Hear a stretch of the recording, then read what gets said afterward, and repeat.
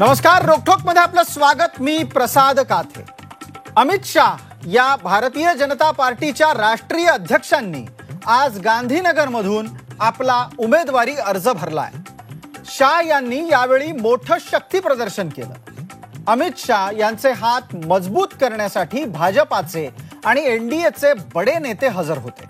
त्यात एक ठळक नाव होतं शिवसेना पक्षप्रमुख उद्धव ठाकरे यांचं। एकेकाळी अमित शाह आणि नरेंद्र मोदींवर घणाघाती टीका करणारे उद्धव ठाकरे आज अमित शाह यांची पुन्हा एकदा गळाभेट घेताना दिसले आणि हिंदुत्वासाठी आपण एकत्र आल्याची त्यांनी ग्वाहीही पण दिली। फारसे कधी महाराष्ट्राबाहेर न पडणारे उद्धव ठाकरे यांनी थेट अहमदाबादला धाव घेण्याचा अर्थ काय? महाराष्ट्रात मोठा भाऊ कोण आणि छोटा भाऊ कोण यावरून गदारोळ होत असताना अहमदाबादेतलं हे मनोमिलन काय सांगतं? गळाभेटीचा भाजपा सेनेच्या कार्यकर्त्यांवर काय परिणाम होणार? दोन्हीकडचे रुसवे फुगवे आता खरंच कमी होणार का? एकमेकांवर तुटून पडणारे आता एकत्र आल्याचा फायदा कुणाला होणार, कुणाला तोटा? या आणि अशा अनेक प्रश्नांची चर्चा करूयात आजच्या रोकठोक कार्यक्रमात। अफजल खानाच्या फौजेत मावळे,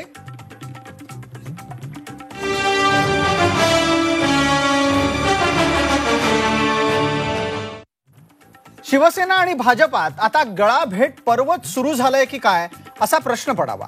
एकेकाळी एकमेकांवर टीका करणारे भाजपाचे अध्यक्ष अमित शाह आणि शिवसेनेचे पक्षप्रमुख उद्धव ठाकरे आता हातात हात घालून प्रचाराला लागलेत आणि त्यापूर्वी एकमेकांना गळाभेट करायलाही विसरत नाहीयेत।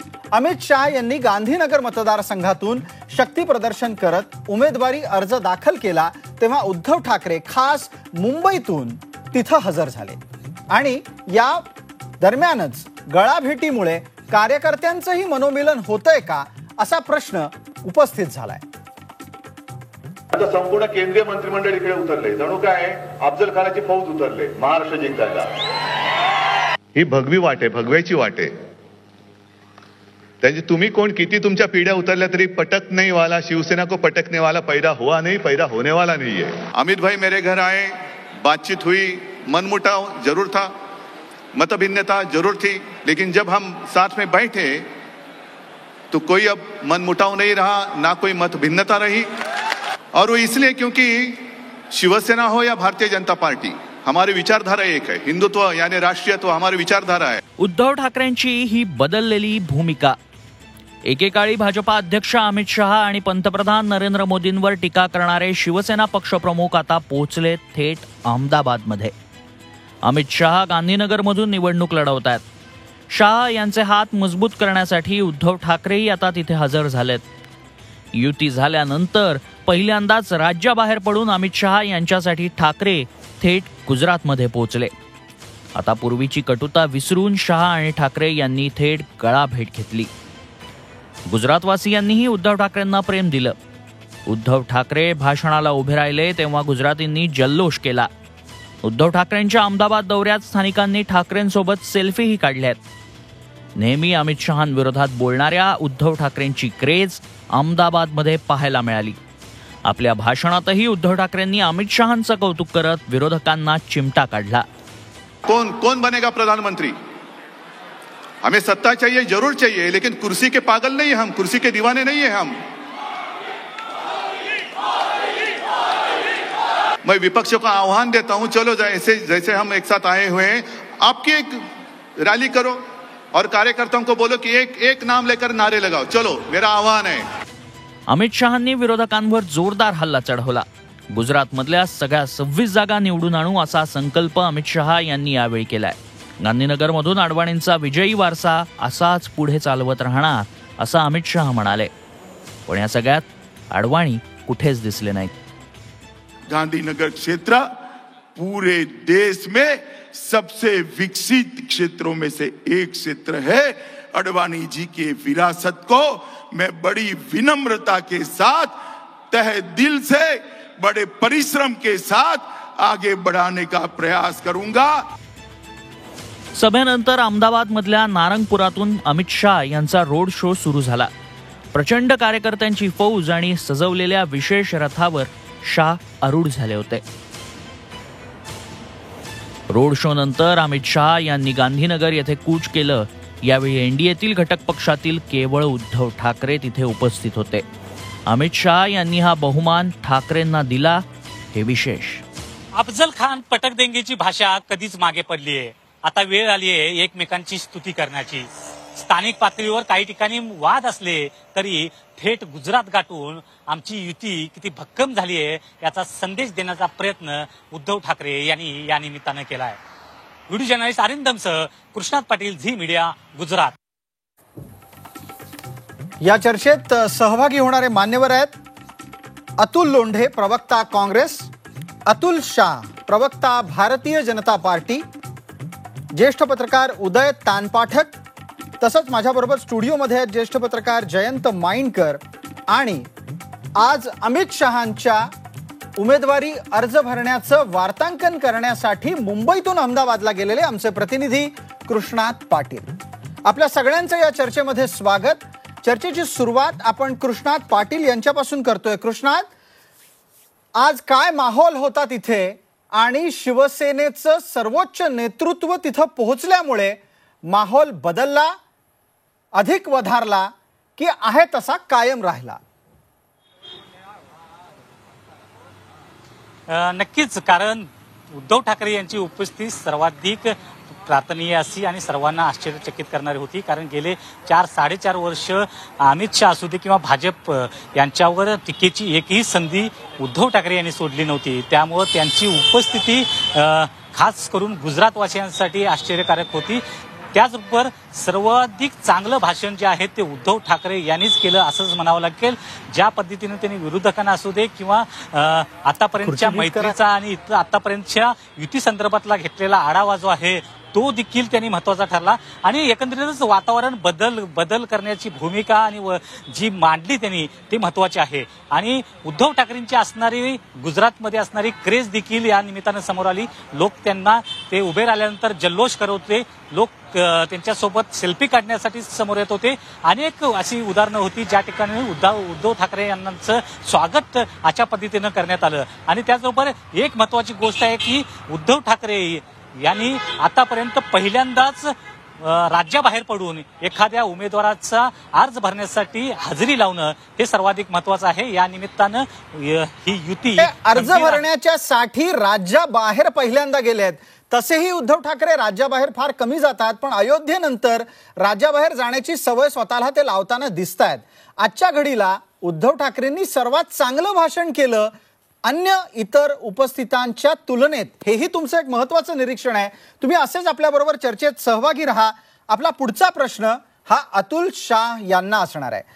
अतुल शाह, आपण ऐकलं गांधीनगरच्या संदर्भातलं आमचं वार्तांकन काय सांगतं आहे, पण हे सगळं होत असताना ज्या जुन्या इतिहासातल्या काही संवेदना आणि संज्ञा एकमेकांना दिल्या गेल्या त्या विसरायच्या आहेत का? नक्कीच. उद्धवजी आज बोलले, आता आमची मने जुळलेली आहेत. शेवटी 25-30 वर्ष आमची युती आणि त्या तिथे 1-2 निवडणुका आम्ही वेगळे लढलो आणि काही रिटॉरिक राजकारणामध्ये ते झालं तर दोन्ही पक्षांनी. आणि आज देशाला गरज आहे मोदीजींची. आणि आमचे सगळे म्हणजे हे जे म्हणतायत यांचं महागठबंधन, काय झालं महागठबंधनाचं, पण आमचे तर. पण अतुल शहा, हे कसं काय विसरलं जाऊ शकतं? एकमेकांवर ज्या स्तराची टीका झालेली आहे ती टीका विसरून एकत्र येणं हे नेत्यांना शक्य असेल. तुमचे कार्यकर्ते एकत्र आले आहेत का मनापासून? त्याचं उत्तर द्या. नाही, आता नक्कीच कार्यकर्तेही समजतात की शेवटी या देशाला पुढे नेऊन जाणारं नेतृत्व कोण आहे? मोदीजी आहेत. आणि त्याच्यासाठी आज जे म्हणजे we don't take any election lightly. Mahagathbandhan आमचं जे एनडीए आहे ते अकबंद राहिलं, त्याचा आम्हाला आनंद आहे. अगदी तुमचा हा दावा होत असताना अतुल लोंढेंच्याकडेही आपल्याला एका प्रश्नानिमित्तानं जायचं आहे. अतुल लोंढे, या सगळ्या राजकारणाला तुमच्या लेखी काय स्थान आहे आणि हे तुमच्यासाठी अर्थात काँग्रेस राष्ट्रवादीच्या आघाडीसाठी आव्हानात्मक राजकारण आहे का? अजिबात नाही प्रसाद जी. उलट ज्या पद्धतीने उद्धव ठाकरे जी बोले कि हम कुर्सी के लिए पागल नहीं है, तो 3-3 साल तक अपने जेब में जो इस्तीफे रखे थे वो किस चीज के लिए रखे थे हे सगळ्या महाराष्ट्राला माहिती आहे. त्यांनी ज्या पद्धतीनं बोलले, आज शिवसेनेचे कुठलेही प्रवक्ता तिथे नाही आहे आणि त्यांची अवस्था काय आहे हे आपल्याला याच्यावरून स्पष्टपणे दिसते. आता शिवसेनेला जर बीजेपीचंच काम करायचं असेल शिवसेनेला कार्यकर्त्यांना, तर तो कशाला शिवसेनेमध्ये राहील अशी परिस्थिती सुद्धा त्यांची झाली असेल. कारण की ज्या पद्धतीचे साम दाम दंड भेद आपण पालघरच्या निवडणुकीमध्ये पाहिले, त्याही गोष्टी आपण मोठ्या याच्यात बघितलेल्या आहे. आणि जिथपर्यंत नेत्यांच्या गोष्टी केल्या, म्हणजे आता एनडीए आणि महागठबंधन याची चर्चा केली. महागठबंधनमध्ये लोक ऍड झालेली आहेत, एनडीए मधनं लोक गेलेली आहेत आणि ज्या पद्धतीने सांगतात की मोदी मोदी मोदी, तर मग कशाला नागदुऱ्या काढल्या शिवसेनेच्या, कशाला जेडीयूच्या काढल्या. बिहारमध्ये तर 22 जागा होत्या सिटिंग, त्यातल्या 5 सोडाव्या लागल्या. हे आसाममध्ये झालं, हे मेघालयमध्ये झालं. हे प्रत्येक ठिकाणी प्रत्येक राज्यामध्ये जे आहे हे बीजेपीला सत्तेवर असताना 282 जागा असताना बीजेपीला जे आहे ते प्रत्येक ठिकाणी एक पाऊल जे आहे ते मागे घ्यावं लागलेलं आहे. इथूनच बीजेपीची अवस्था काय ती दिसते. अगदी. अतुल लोंढे, आणखीन एक या निमित्तानं एक प्रश्न उपस्थित राहतो. तुम्ही आता सध्या विदर्भामध्ये बऱ्यापैकी पाय रोवण्याचा राजकीय दृष्ट्या प्रयत्न करताय. विधानसभेच्या साठीची तुमची ती तयारी निश्चित असू शकते, पण त्या निमित्तानं एक प्रश्न असा उपस्थित राहतो, भले विदर्भात शिवसेना काही ठिकाणी प्रबळ असो, भाजप काही ठिकाणी प्रबळ असो, कार्यकर्त्यांचं मनोमिलन झालंय हे तुम्हाला एक त्रयस्थ म्हणून जाणवतंय का? नाही, आता असं आहे की आमच्या नागपूरमध्ये तर शिवसेनेचं तसं पाहिलं तर काहीच वर्चस्व नाही आहे. पण अमरावतीमध्ये भाजपचे कार्यकर्ते ज्या पद्धतीनं काम करायला पाहिजे ते काम करायला दिसत नाहीये. चंद्रपूरमध्ये शिवसेनेचे जे आमदार होते बाळू धानोरकर, सुरेश धानोरकर, तेच काँग्रेस पक्षामध्ये आले आणि ते काँग्रेस पक्षाचे उमेदवार आहेत. तर ज्या पद्धतीने जिथे शिवसेना लढलेली आहे त्या ठिकाणी आम्हाला काही भाजपचे कार्यकर्ते काम करताना दिसत नाहीये. रामटेकमध्ये सुद्धा दिसत नाही. पण असो, तो त्यांच्या आघाडीचा, त्यांच्या युतीचा तो प्रश्न आहे, त्याच्यामध्ये आम्ही विशेष काही ओपिनियन द्यावं असं योग्य वाटत नाही. अगदी. आत्ताच्या घडीला आपल्या बरोबर उदय तानपाठक आहेत. उदय तानपाठक, जे आत्ता अतुल लोंढे म्हणाले त्याच्या निरीक्षणाचा एक धागा पकडून माझा प्रश्न आहे की भाजप आणि शिवसेनेच्या कार्यकर्त्यांचं जर जमिनीवर मनोमिलन झालं नसेल तर ही माणसं जिथे आपला उमेदवार नाही तिथे काय करतील? नाही, नक्कीच झालेलं नाहीये मनोमिलन. नाहीतर मग पोस्टरवर आदित्य ठाकरेंचा फोटो नाही म्हणून आम्ही काम करणार नाही किंवा अन्य ठिकाणी अशा बारीक बारीक गोष्टी कुरबुरी करणं हे झालं नसतं. या दोघांची एकत्र येणं ही राजकीय अपरिहार्यता आहे. भाजपची जास्त आहे असं मी म्हणेन, कारण त्यांना केंद्रात सत्ता हवी आहे. त्यामुळे त्यांनी शिवसेनेला बरोबर घेतलेलं आहे आणि ते म्हणतील ते मान्य करून घेतलेलं आहे. पण कार्यकर्ते मात्र हे विसरतील, कारण ज्या पद्धतीने किरीट सोमय्या यांच्या जुन्या वक्तव्यांच्या ज्या क्लिप फिरत आहेत त्या पाहता अजूनही शिवसैनिक त्यातले विसरलेले नाहीत. हे आपण ईशान्य मुंबईत बघतोय, अनेक ठिकाणी हे आपण चालू आहे आणि त्यामुळे फार त्यांनी शिवसैनिक काम करतील भाजपचं असं वाटत नाही. अगदी. थोडक्यात काय तर अतुल शहांनी थोड्या वेळापूर्वी जो दावा केला होता की कार्यकर्त्यांचं मनोमिलन झालेलं आहे, हा दावा काही प्रत्यक्षात जमिनीवर तसा दिसत नाहीये. जयंत माइंडकर, ब्रेकवर जाण्यापूर्वीचा आपल्याला प्रश्न आहे, ही सर्व राजकारणाची कुठली पद्धत आहे? कारण शिवसेनेच्याकडून खरं तर प्रवक्त्या नीलमताई गोऱ्हे या चर्चेत सहभागी होणार होत्या, मात्र काही तांत्रिक कारण देत त्यांनी आपला सहभाग नोंदवायचं नाकारलं. तेव्हा तुम्हाला एक प्रश्न विचारतो जयंत माइंडकर, की आजच्या घडीला अत्यंत सोयीस्कररित्या राजकारण करत सर्वाधिक नफा पदरात पाडणारा शिवसेना हा पक्ष आहे. या पलीकडे जाऊन आत्ताच्या राजकारणाची काय समीक्षा होऊ शकते शिवसेनेच्या? आत्ताच्या म्हणण्यापेक्षा मी 2014 पासून ते आत्तापर्यंत, म्हणजे शिवसेना आणि भारतीय जनता पार्टी 25 वर्षाच्या युतीनंतर वेगळे झाल्यानंतर पहिल्यांदा ते एकमेकांच्या विरुद्ध लढले 25 वर्षानंतर, आणि एक विचित्र विधिमंडळात सिच्युएशन निर्माण झाली की 122 सदस्यांचं भारतीय जनता पार्टीचं सरकार होतं आणि 63 सदस्यांचा शिवसेनेचा विरोधी पक्ष नेता होता. 2 ते 3 दिवस हे नाटक चाललं आणि त्याच्यानंतर पुन्हा हे विरोधी पक्ष नेता लगेच कॅबिनेट मंत्री झाले. त्याच्यानंतर जवळपास 5 वर्ष सामनातून अक्षरशः विरोधी पक्ष नेता असल्यासारखं शिवसेनेनी काम चालवलं. याच्यामध्ये अफजल खान याच्याही नावाचा व्यवस्थित उल्लेख झाला. 7/12चा उतारा काय, कर्ज कोणाचं माफ केलेलं आहे आम्हाला सगळं कळतं. हे सगळं झाल्यानंतर हे मनोमिलन एकदम गांधीनगरला होतं. म्हणजे हे अरेबियन नाईट्स मधल्या सुरस आणि चमत्कारिक कथांच्याहून पलीकडचा हा एखादा विषय होऊ शकतो. आणि एखादा राजकीय कार्टूनिस्ट या पूर्ण 5 वर्षांवर एक सुंदर कार्टून काढू शकतो. अगदी. आणि तसं कार्टून येईल का भविष्यात ते आपण पाहू. कृष्णात पाटील, ब्रेकवर जाण्यापूर्वी 30 सेकंदाच्या साठीचा आपल्याला प्रश्न आहे. ज्या पद्धतीनं उल्लेख होत आहेत अफजल खान आणि इत्यादी, याच अनुषंगानं आज मावळे अफजल खानाच्या फौजेत स्थिरावलेले दिसले का तुम्हाला गांधीनगरला? केवळ स्थिरावले नाही तर सुख समाधानानं मुंबईला देखील परतत असतील आता काही वेळातच. त्यामुळं चांगले स्थिरावले गेलेले आहेत. आणि त्याचबरोबर एक युती जी आहे ती आणखी घट्ट झालेली आहे. केंद्रातले असो राज्यातले असो, ज्या या मनोमिलनामुळं आणखी काही केंद्रीय मंत्रिपदात पाडून घ्यायचे आहेत, आणखी राज्यात काही 2.5 वर्षाचं मुख्यमंत्रीपद पाडून घ्यायचं आहे. त्यामुळं मागचं विसरावं लागेल शिवसेनेला किंवा सत्तेसाठी विसरलेले आहेत. त्यामुळेच तर अफजल खानची आणि बाकी ज्या भाषा आहेत त्या विसरल्या गेलेल्या आहेत. अगदी एकमेकांची स्तुती सुरू झालेली आहे. अगदी कृष्णा, धन्यवाद. आणि तुम्ही अत्यंत चपखल असं वर्णन केलं त्याबद्दल तुमचं विशेष कौतुक. तुम्ही मुंबईला आल्यानंतर आपण नक्की यासाठी एक चहा पिणार आहोत. धन्यवाद या चर्चेच्या साठी. आपण एक छोटासा ब्रेक घेतोय जाहिरातीचा आणि त्यानंतरची चर्चा ही असेल की अशा प्रकारच्या सोयीच्या राजकारणाचे फायदे काय, तोटे काय. तेव्हा आपण आवर्जून रोखठोकचा पुढचा भाग चुकू नका.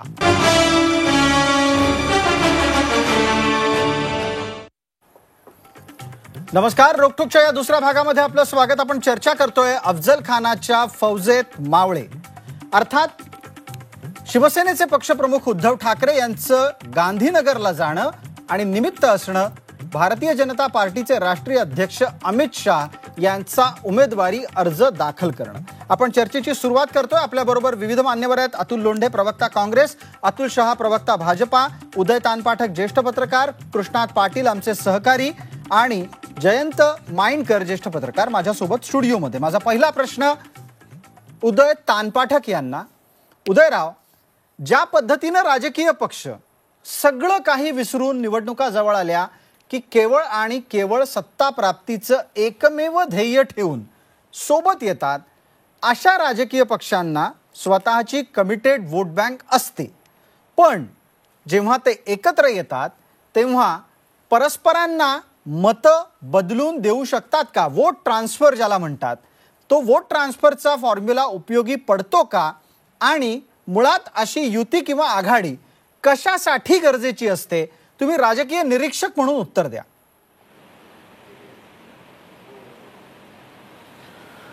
असं आहे, वोट बँक ट्रान्सफर होणं न होणं ही निवडणूक कुठली आहे त्याच्यावर बऱ्याच गोष्टी अवलंबून असतात. आत्ताची निवडणूक आहे लोकसभेची. लोक मतदान करणार आहेत ते मोदी किंवा पंतप्रधान पदाला मतदान करणार आहेत. त्यामुळे ती मतं जी पडणार आहेत ती पंतप्रधान केंद्रात कोण व्हावं याच्याकरता दिली जाणार आहेत. त्यामुळे इथे खासदार कुठल्या पक्षाचा आहे युतीमधला, त्यापेक्षा आपण केंद्रात मतदान करतो, केंद्रात सरकार आलं पाहिजे असा समज ठेवून ही भाजपची जी वोट बँक आहे ही शिवसेनेला मतदान करेल. शिवसेनेची वोट बँक त्याच पद्धतीने करेल की नाही याची आत्ता तरी खात्री देता येत नाही, कारण अजून म्हणजे मनभेद कायम आहेत. जरी अगदी तुम्ही मगाशी जसं म्हणालात ग्राउंड झिरोवर मनभेद अजूनही कायम आहेत. प्राप्त परिस्थितीमध्ये आणखीन एक प्रश्न, थोडक्यात उत्तर अपेक्षित आहे. प्रश्न असा आहे की मग जो कुंपणावरचा मतदार असतो तो कुठंही जाऊ नये, फक्त आपल्याकडे वळावा, यासाठी पक्षांच्या एकत्रीकरणाचा अर्थात युती आणि आघाडीचा प्रयोग राजकारणात राबवला जातो का? कुंपणावरची मतं म्हणजे शेवटच्या काही दिवसांमधला प्रचार जो असतो त्यावर ती मतं कुठे जाणार हे ठरतं. आणि अशी मतंही साधारण 7 ते 8% तरी खूप मोठा फरक पडतो. आणि तो जर प्रचाराच्या काळामध्ये ही मतं जर फिरवता आली तर त्याचा फायदा जो फिरवेल त्याला होतो एवढं नक्की आहे. आणि नाहीतर जे कोथळा काढायला जातात ते मथळे घेऊन येतात फक्त, बाकी काय फारसा फरक पडत नाही, एवढं नक्की आहे. पण या लोकांना हे अगदी टिपिकल उदय तानपाठक स्टाईल उत्तर झालं, त्याबद्दल तुमचं कौतुक. अतुल लोंढे यांना आता पुढचा प्रश्न आहे. अतुल लोंढे, उदय तानपाठक म्हणाले कोथळा काढायला गेलेले मथळा घेऊन आले.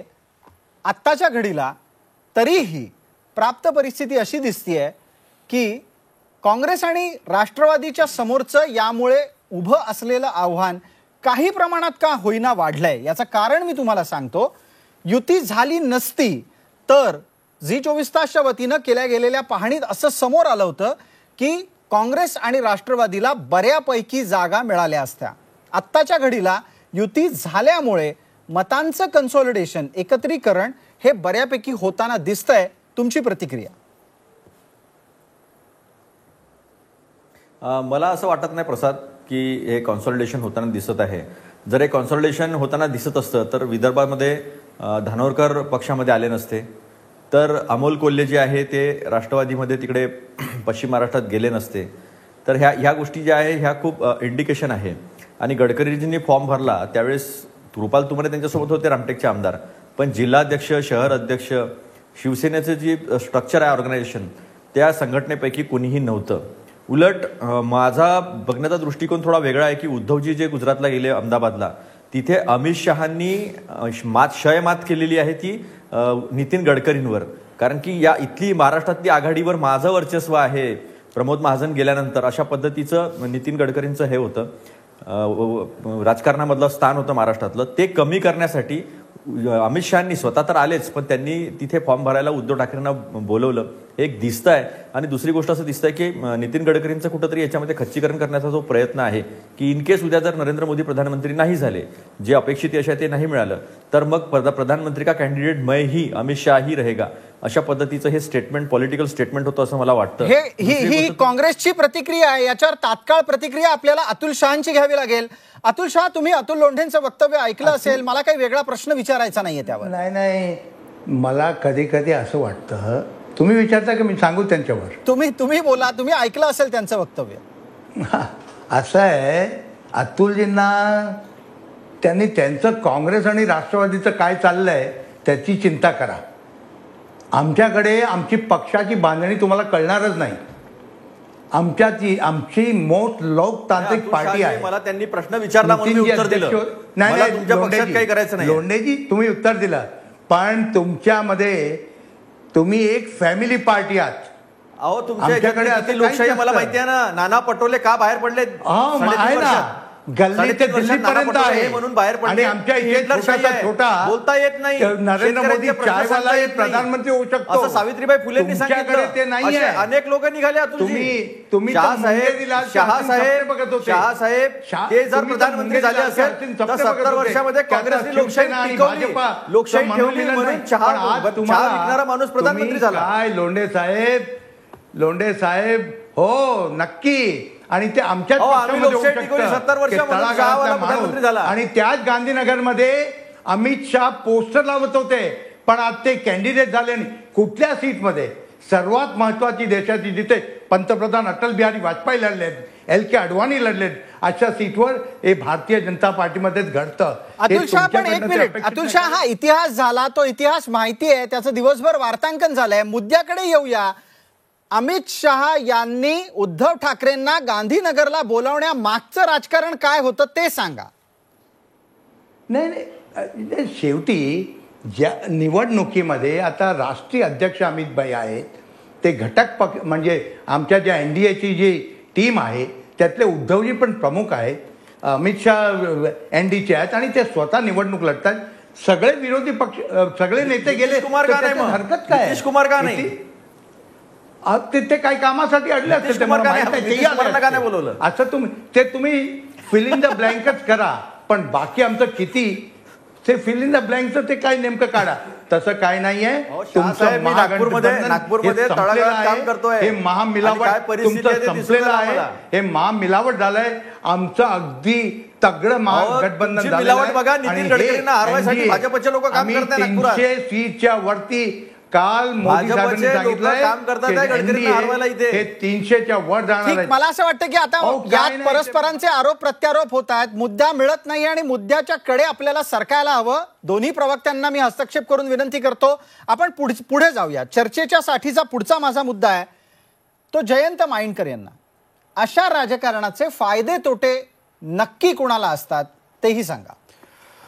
हे बघा, मला आता अतुल लोंढेंनी जो एक नवीन अँगल दिलेला आहे काही प्रमाणात की युतीचा खरा आर्किटेक्ट कोण हे एक प्रकारे दाखवण्याचा प्रयत्न केलेला आहे, तो त्यांचा अँगल मला काही प्रमाणात पटत आहे हे पहिल्यांदा सांगतो. याचं कारण आपल्याला सगळ्यांनाच माहिती आहे की उद्धव ठाकरे फारसे कधीही बाहेर पडत नव्हते किंवा नाहीत, आणि अशा परिस्थितीत त्यांनी गांधीनगरला जाणं, अहमदाबादला जाणं हे फार सिग्निफिकंट आहे. मी स्वतः गांधीनगरमध्ये राहिलेलो आहे. अडवाणींचं नॉमिनेशन फाईल स्वतः मी कव्हर केलेलं आहे. त्यावेळेस कधीही एवढ्या कोणतेही एनडीएचे घटक पक्ष आलेले मला तरी माहिती नाही. हा जो एक पहिल्यांदा दाखवण्यात आला तोच प्रयत्न आहे की सगळं आता माझ्या हातात आहे. एक प्रकारे पक्षातील असं नाही असू शकत का की सगळं माझ्या हातात आहे, यापेक्षाही आम्ही आता एक दिलानं उभे आहोत. हा एक मुद्दा जर का घ्यायचा आणि मगाचा मुद्दा मी आता पुढे नेतो. ठीक आहे, एक दिलानी म्हणायचं असेल तर मग अजूनही मुंबई नॉर्थ ईस्ट, आपण ज्याला ईशान्य मुंबई म्हणतो, तिथं किरीट सोमय्यांची उमेदवारी अजून का जाहीर झालेली नाहीये? याचं कारण त्याच्यावर कोणाचं स्टर्न ऑब्जेक्शन आहे? प्रसाद लाड किती वेळेला मुख्यमंत्री देवेंद्र फडणवीसांचा निरोप घेऊन मातोश्रीवर गेलेले आहेत. आपणच स्वतः याविषयीच्या बातम्या किती दिवस चालवत आहोत.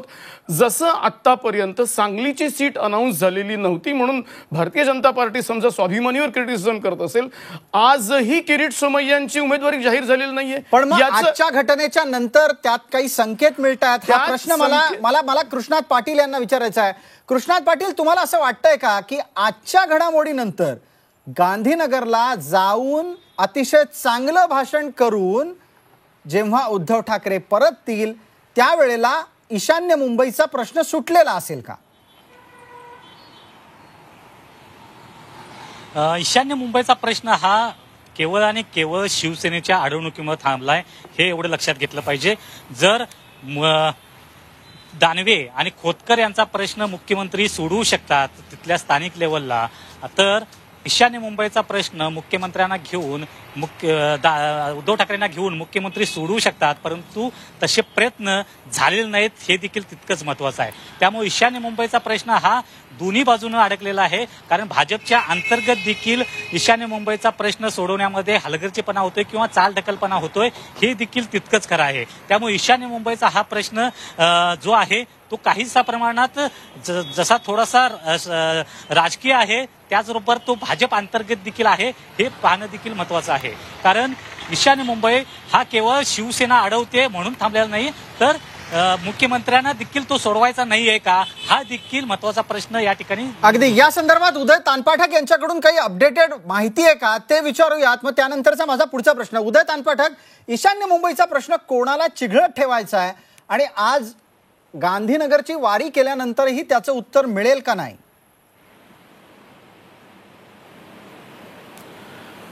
माझं मत असं आहे की किरीट सोमय्यांना तिकीट देण्याकरता त्यांच्याच पक्षातून विरोध होता, पण शिवसेनेने विरोध केल्यामुळे त्यांना तिकीट द्यायचं पक्क होईल.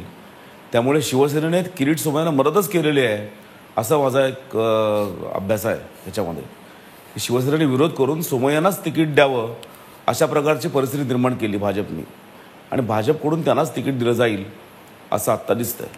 अगदी. अतुल शहा, युती मधला जो मूळ मुद्दा आता उरलाय तो मुंबईतल्या ईशान्य मुंबईच्या संदर्भातला आहे. खरं तर अमित शहा आणि उद्धव ठाकरे यांच्या गळाभेटीच्या निमित्तानं ईशान्य मुंबईची चर्चा व्हावी. विषय इतका मोठा नव्हता पण तो तितका मोठा झालाय आणि त्याला जबाबदार हे पक्षातलं राजकारण आहे का आणखीन काही? नाही, मला असं नाही वाटत.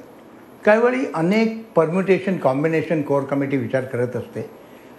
पेशन्स म्हणजे काही 2 दिवसांनी असतात, काही 6 नाही, हे थोडी लांबलीला गेलेले, पण पेशन्स ठेवलं पाहिजे आणि त्यामधून चांगलाच मार्ग निघणार आहे एवढं मला सांगायचं आहे. अगदी. या निमित्तानं आता पुढचा प्रश्न माझा पुन्हा एकदा अतुल लोंढे यांना आहे. अतुल लोंढे, या सगळ्याच घडामोडींमध्ये काँग्रेस एनसीपी मध्ये पण काही गोष्टी समान पद्धतीनं घडल्या आहेत. जसं राजेंद्र गावित यांच्या बाबतीतलं प्रकरण घडलं असेल किंवा नरेंद्र पाटील यांच्याबद्दलचं प्रकरण शिवसेनेत घडलं असेल, याच पद्धतीनं प्रवीण गायकवाडांसारखं एक उदाहरण अगदी ताजं काँग्रेसमध्ये घडलेलं आहे की समविचारी पक्षांचा माणूस आपल्या जागेसाठी आपल्याला जिथे लढता येतंय तिथे घेऊन या. या सगळ्या प्रकारांमध्ये राजकीय पक्ष मतदारांना गृहीत धरतायत का? किंवा दुसरा जोडून प्रश्न आहे, दोन्हीची उत्तरं द्या. राजकीय पक्षांसाठी निवडून येणं ही एकमेव गोष्ट आता निवडणुकीसाठी पात्रतेची ठरली आहे का? नाही, प्रसादजी असं आहे की सत्ता मिळवणं प्रत्येक पक्षाचं मूळ ध्येय असतं, ते राजकारणाचं मूळच आहे. आणि निवडून येण्याची पात्रता जी आहे ती पात्रता तर गृहीत धरलेलीच असते, तो कुठलाही पक्ष असो. पण जसं आपण आता बोलले की या पक्षातून त्या पक्षात, त्या पक्षातून त्या पक्षात, पण समविचारी शेकापमधून जर ते काँग्रेसमध्ये येत असेल तर तो समविचाराचा शिफ्टिंग झालं. पण जर समविचाराच्या ऐवजी दुसरीकडे शिफ्टिंग होत असेल तर ते मात्र केवळ सत्तेसाठी होतं असं मला वाटतं. की लोकसभेची निवडणूक आहे ही, आणि लोकसभेची निवडणूक ही राष्ट्रीय मुद्द्यांवर होत असते.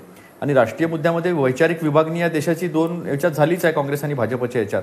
तर त्यामुळे अशा पद्धतीनं जर होत असेल तर काँग्रेस पक्ष म्हणून लोकांसमोर जे मुद्दे घेऊन चाललेला आहे, जसं न्याय योजना जी राहुलजींनी दिलेली आहे की आम्ही 6,000 रुपये प्रत्येक व्यक्तीला, म्हणजे जे गरीब आहेत 12,000च्या खालती ज्यांचं उत्पन्न आहे अशा लोकांना देऊ. महिला रिझर्वेशनची ते बोललेले आहेत.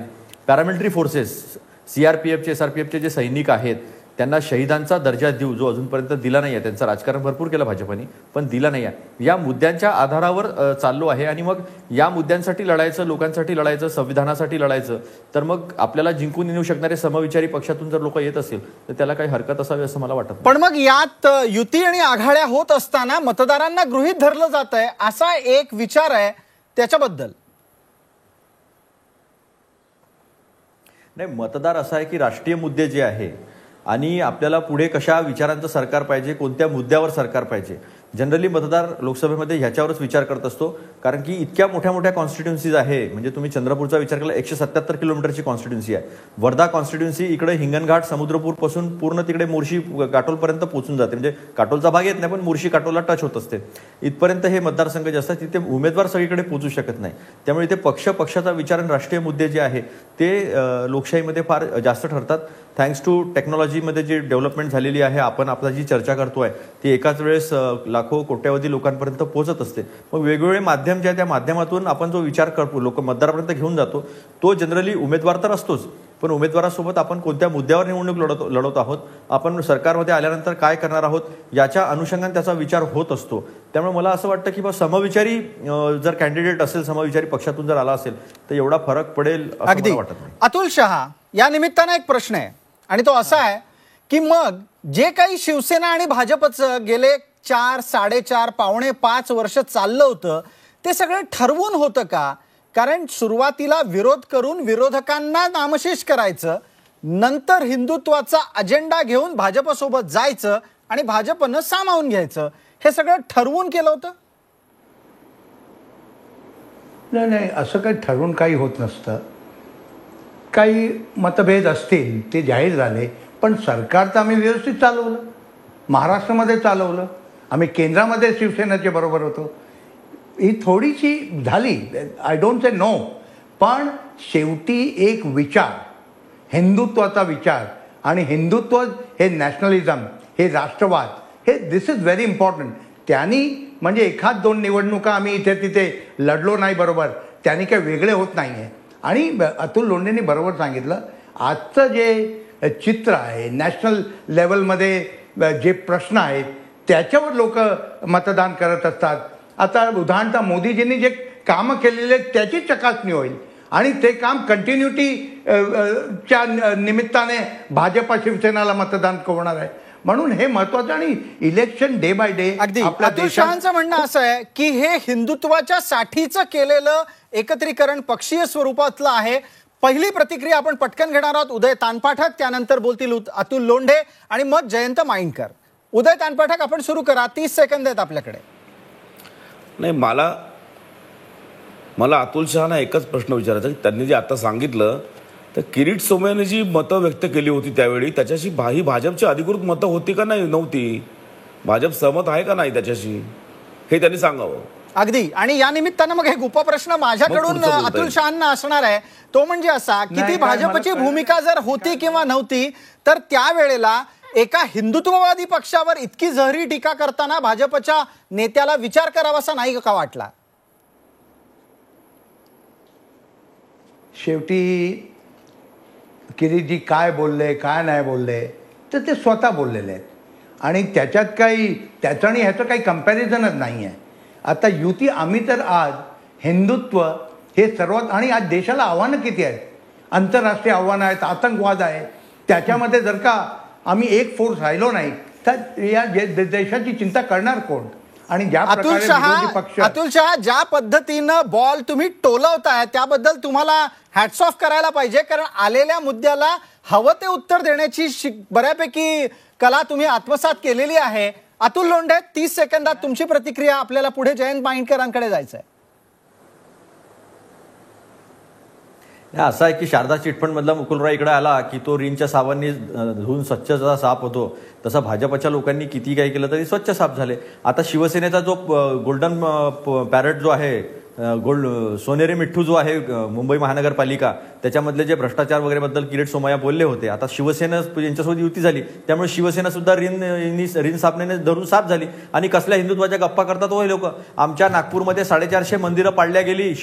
भाजपची सरकार आहे इथे महानगरपालिकेमध्ये, राज्यामध्ये भाजप सरकार आहे, केंद्रामध्ये आहे. 450 मंदिर पाडले तेव्हा कुठे गेलो होतं हिंदुत्व? याच्यावरही उत्तर द्या. आणि जमलं तर एकदा किरीट सोमय्यांच्या वक्तव्यापासून भाजप फारकत घेतोय का त्याचाही खुलासा करा, कारण आता तुमचा सूर तसा निघताना दिसतोय. आमचं हिंदुत्व हे जे म्हणतात त्या प्रकाराचं नाही. हिंदुत्व म्हणजे राष्ट्रीयत्व, त्याच्यामध्ये सगळ्यांना आम्ही सामील करून जातो. हे लांछून पण नाही. मंदिरं पडले ना तुमच्या याच्यात, केंद्रात तुमचं सरकार, राज्यात तुमचं सरकार, महानगरपालिका तुमची 10 वर्षापासून, आणि मंदिर तुम्हाला हे मंदिर कळणार कसं? तुम्ही तर आत्ता मंदिरचे दौरे सुरू केलेले आहेत. मंदिर काय, हिंदुत्व काय, मंदिर तोडल्यावर कळतं वाटतं. आणि मंदिर तोडल्यावर कळतं वाटतं. बरोबर अहो असं आहे अतुलजी, हिंदुत्व व्यापक आहे आणि तुम्ही तुमच्या आयडिओलॉजीना चेंज करत राहा. बरं सांगा. मी आणखीन एक प्रश्न आपल्याला विचारला होता, त्याचंही उत्तर अतुल शहांकडून मला हवंय. आता भारतीय जनता पार्टी किरीट सोमय्यांच्या वक्तव्यापासून फारकत घेतीये का, जेणेकरून भविष्यात आणखीन वाद वाढायला नको? निश्चित. असं आहे की तुम्ही आता अनेक गोष्टी झालेल्या असतात, त्याला नाही ह्याला तुम्ही जोडू नका. हे प्रश्न मी तुम्हाला सांगितलंय की पेशन्स पाहिजे, ती पेशन्स असेल. काही शिवसेना जोडते ना, त्याचा पण योग्य मार्ग निघणार आहे. शिवसेना जोडते आहे, आम्ही नाही जोडत आहे. अगदी. अतुल लोंढे थांबा, या मुद्द्यावर आपण, ही आत्ताची या क्षणाची मोठी बातमी आहे. कृष्णात पाटील आपले सहकारी आहेत, ते या एकूणच ईशान्य मुंबईच्या राजकारणावर लक्ष ठेवून असतात. कृष्णात पाटील, ताजी बातमी आणि मोठी घडामोड तुम्ही ऐकलेली असेल. किरीट सोमय्यांची वक्तव्य व्यक्तिगत होती अशी भूमिका भाजपच्या प्रवक्त्यांनी घेतली आहे. कुठं चाललंय ईशान्य मुंबईचं राजकारण? हे किरीट सोमय्यांना वाऱ्यावर सोडणं असाच प्रकार आहे. कारण किरीट सोमय्या आता युतीच्या आड येत आहेत आणि कुठंतरी किरीट सोमय्याला बाजूला करणं गरजेचं आहे. कारण सत्ता मिळवायची आहे आणि सत्ता मिळवायची असेल तर किरीट सोमय्यांची वक्तव्य फारशी गांभीर्यानं घेता येणार नाहीत हे भाजपला कळालेलं आहे. आणि एकंदरीतच ही युती मजबूत होण्यासाठी मातुश्रीचे साबुदाणे वडे, मुंबईचे वडेपाव आणि आता गुजरातमधलं ढोकळा आणि फाफडा एकत्र झालेला आहे, खाऊन तृप्त झालेले आहेत. दोन्ही युतीचे नेते आता दणकट झालेले आहेत हे खाऊन, आणि युती मजबूत होईल असं वाटतं. त्यामुळं कृष्णात पाटील, आज गांधीनगरातून तुम्ही बऱ्यापैकी चौकार आणि षटकार लगावताय, कौतुक आहे त्यासाठी. पण अतुल शहा, चर्चेच्या शेवटच्या टप्प्यात आहोत. तुमच्या आत्ताच्या वक्तव्यावरून तुम्ही किरीट सोमय्यांना बाजूला करता आहात आणि एकटं पाडतात असा संकेत जातोय, यावर प्रतिक्रिया द्या. जे आमचे खूप मोठे नेते आहेत. नाही ऐका, तुम्ही किरीटजी आमच्या पक्षाचे खूप मोठे नेते आहेत. आय नेव्हर मेंट दॅट. पण तुम्हाला जर का ही तुमची चर्चा अशा पद्धतीने घडवून आणि तुमचेच ॲस्पिरेशन आणि तुमचंच विचार, तर तुम्ही माफ करा, भारतीय जनता पार्टीमध्ये किरीटजींचं तेवढंच स्थान आहे. हे आता निवडणुकीचा काळ आहे, तिकीट काय कारणासाठी, पण मी तुम्हाला सांगितलं पेशन्स इज व्हेरी इम्पॉर्टंट आणि सगळं अलबेल होईल भारतीय जनता पार्टी आणि कोणीच वेगळं करत नाही. अगदी. म्हणून ते मनसुबे आहेत ना, ते तुमचे मनसुबे पुरे होणार नाहीत. मीडियाच आम्हाला डॉकमध्ये करतं, पण आम्हाला आमची जबाबदारी माहिती आहे आणि सगळं व्यवस्थित होईल. भारतीय जनता अगदी धन्यवाद अतुल शहा या चर्चेच्यासाठी. शेवटची 30 सेकंद आपण देतोय जयंत मांडकरांना. मांडकर, आपली फायनल प्रतिक्रिया. लालकृष्ण अडवाणींसारख्या ज्यांच्यामुळे आज भारतीय जनता पार्टी आहे अशा नेत्याला अक्षरशः अडगळीत टाकून देणारा हा पक्ष गरज पडली तर युती करता आणि महाराष्ट्रात सत्तेवर येण्याकरता आणि महाराष्ट्रातून जास्तीत जास्त लोकसभा सदस्य हे दिल्लीत पाठवण्याकरता किरीट सोमय्यांचा बळी देऊ शकतं, हेच आत्ता अतुल शहांनी आपल्या वाक्याद्वारे, भलेही त्यांनी नंतर ते पॅचअप करण्याचा प्रयत्न केला तरी पण तेच त्यांनी आता दाखवून दिलेलं आहे. ठीक आहे, पण त्याच्यावर अतुल शहांची प्रतिक्रिया आली की हे माध्यमांना वाटतंय, खरं काय होईल ते येत्या काही दिवसात दिसेल आणि त्याच्यावर आपलं बारीक लक्ष असेल. धन्यवाद. आपण सर्व मान्यवर या चर्चेत सहभागी झालात त्यासाठी. जाता जाता भाजपचे अध्यक्ष अमित शाह आणि शिवसेनेचे पक्षप्रमुख उद्धव ठाकरे यांनी एकमेकांवर केलेली टीका आता मागे पडली. आता संदर्भ बदलल्यानं नवं पर्व सुरू झालंय. 2014च्या लोकसभेसाठी शिवसेना भाजपाची युती होती, विधानसभेसाठी ही युती तुटली, पण निकालानंतर पुन्हा देवेंद्र फडणवीस यांच्या नेतृत्वाखाली शिवसेना मंत्रिमंडळात सामील झाली. 5 वर्ष भाजपा आणि शिवसेनेत पेटलेलं युद्ध सगळ्यांनी पाहिलंय. अफजल खान, ढाण्या वाघ, वाघ नख, जबड्यात हात अशा प्रकारचे अनेक संदर्भ आणि जोडीला माफियासारखा उल्लेख कशामुळे झाला हे नव्यानं सांगायला नको. सगळं काही होऊनही अखेर शिवसेनेनं अटी शर्ती टाकत काही मागण्या मान्य करत घेत युती केली. आता युती किती घट्ट आहे हे अहमदाबादमध्ये झालेल्या अमित शहा आणि उद्धव ठाकरे यांच्या गळाभेटीनं आपल्याला दिसलं आहे. आता भाजपा आणि शिवसेनेच्या कार्यकर्त्यांवर तसंच मतदारांवर याचा कसा प्रभाव पडतो हे येत्या काही काळात स्पष्ट होईलच. आज रोकठोकमध्ये इतकंच. ताज्या बातम्यांसाठी पहा झी 24 तास. रहा एक पाऊल पुढे.